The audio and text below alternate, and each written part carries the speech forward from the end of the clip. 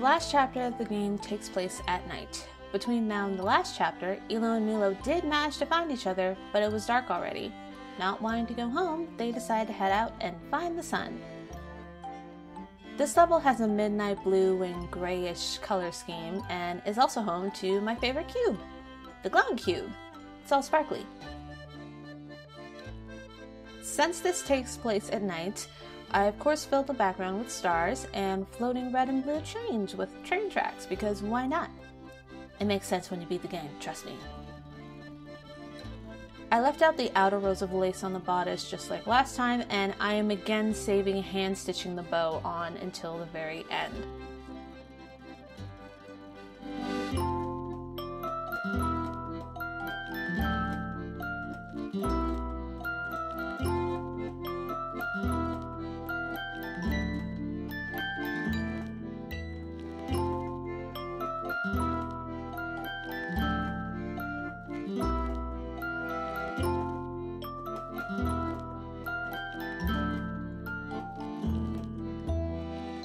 This pattern calls for 2 different lengths of lace, 1 inch for the bodice and 2 inches for the skirt.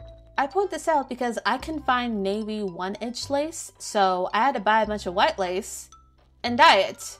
The shade is a bit different than the skirt lace, but whatever, it looks more interesting this way. I could have probably gone red instead for the decoration, but like I said last time, I'm still learning.